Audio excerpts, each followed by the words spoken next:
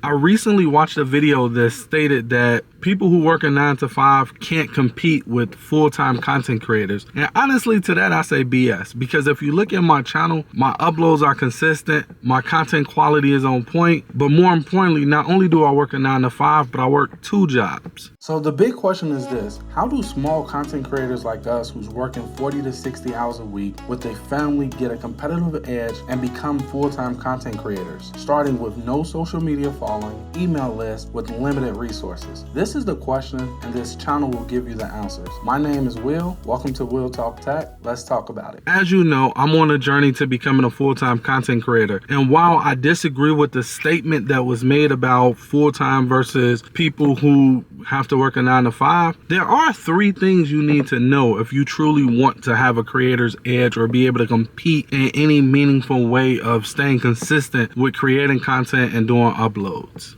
Over the summer, I read 2 good books. The first book was Someday is Today, and the second book was Make Time. Now, the premise behind Someday is Today is just simply us finding pockets of time we have in our day that's free, where we're bored, and we use that time more efficiently. And in my opinion, this is what productivity is becoming more efficient with the time you have. So for example, I'm sitting here right now at work, and instead of being bored looking at a gate, making sure that nobody come through the gate, I'm cutting a video for you. And this to me is being more efficient with my time, because guess what? I needed to create a video, and now I'm able to do it while I'm sitting here bored. Doesn't mean I'm slacking or laxing on my job, because I'm not. I'm literally doing security right now. As I said in the beginning of the video, I work 2 jobs. My first job, I'm a director of operations. My second job is me doing security, and that's how I fund this. This job ensures that I don't have to, tell my kids, hey, we can't go do this because I need to get something for the business, or my girl not upset with me because the bill's not paid, or some crazy nonsense like that. So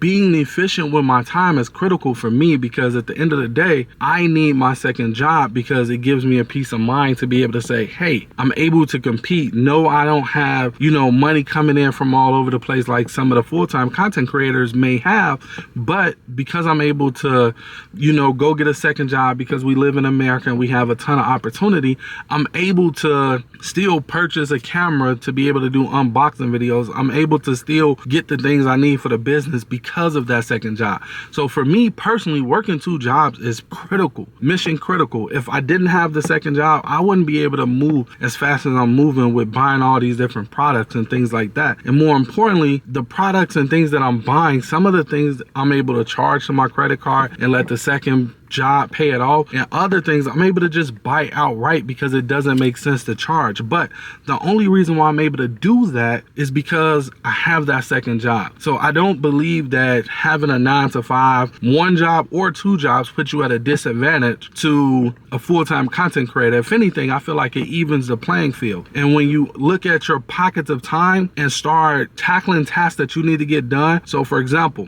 if let's say you're in a grocery store and you in a long line, if you pop out your phone and you start researching whatever your video topic need to be, blog post need to be, or researching whatever your boss told you that he needed you to take care of, or she told you she needs you to take care of, guess what? You're being efficient with your time, and you're leveraging those pockets of time to advance you. So when you sit down to really do that task, it's light work because you've already done most of it throughout the day, spending 5 or 10 minutes on it. And this is what he was talking about when he was writing this book. And someday when he had pockets of time, he might bang out 5 or 6 really good sentences. So when he really sat down to do it, he wasn't starting with a blank page, but he was, he was starting from somewhere. And this is what being productive and efficient with your time look like. With that said, my biggest problem as a content creator is I'm like a rabbit. I want to run everywhere. I get an idea and I want to stop everything and run to that idea. And this is where Make Time come in. Now, the book isn't specifically saying what I'm finna say, but this is my takeaway from the book. I use the tag. So for example, in my TikTok, I use the tag Make Time for if I get an ideal that I really want to do right now and I know it's going to derail video, the current project that I'm working on, I'll tag it with make time. So when I get ready to go back and do my next video project or blog post or podcast or whatever it is I'm doing, I can look at that and I can say, okay, these are all the items I need to make time for. And I can pick from them. And then once that list gone, I can move over here. And I also use make time in my personal life. So for example, with my daughter's a very, very, very, very touchy-feely,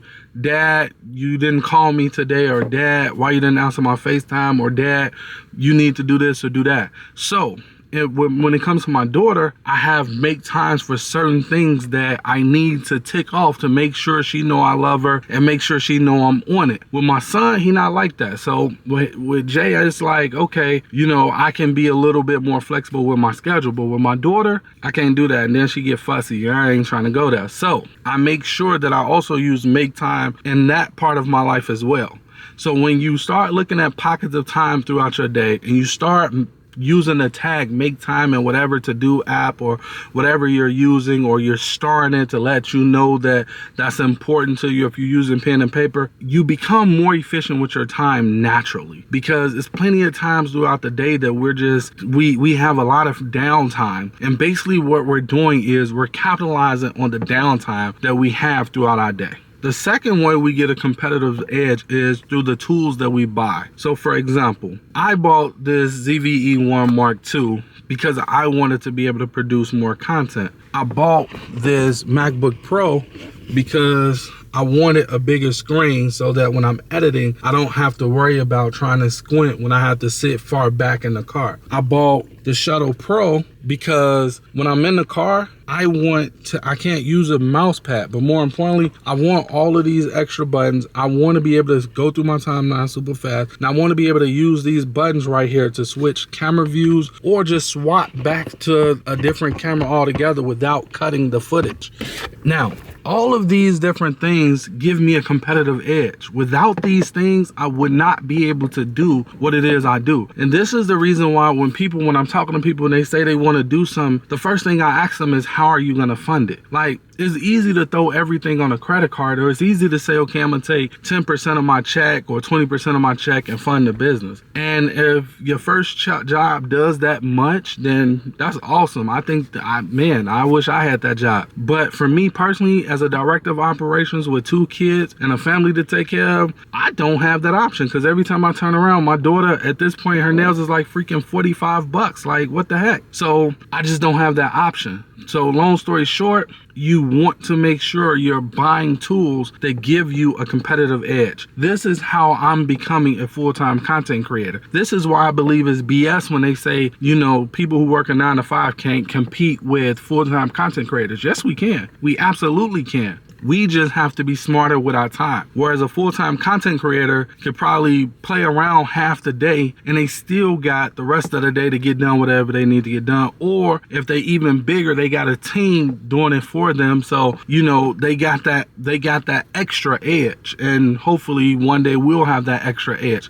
But if we just want a competitive edge of just being consistent, pumping out quality content, and making sure YouTube know that we're serious about what it is we're doing on our channels or on, you know, our blog or podcast or whatever it is you do, all we have to do is look for the tools that remove the friction points from our everyday activities. And when we do that, it becomes super easy for us to knock out those tasks. This is the reason why I don't mind spending $100 on a Shuttle Pro, or however much I paid on a MacBook Pro, or however much I paid on the camera, because these things pay me back in spades and allowing me to get my time back. And you can do the exact same thing. Just find the right tools for you. If you enjoy this type of video where I'm sharing you behind the scenes of how I create content along my journey, make sure you give me a thumbs up so I'll know to create more videos like this, because to be honest with you, I was a little bit hesitant. So definitely give me a thumbs up if you like it. Let me know. Number 3 is understanding what you need to get done for the day. Because think about it. If you don't know what you need to get done today, how can you implement pockets of time? Because you don't know where to spend your attention. And how can you make sure you grab the right tools if you don't know what the tasks are that you're going to be doing for the day? That's the reason why this one step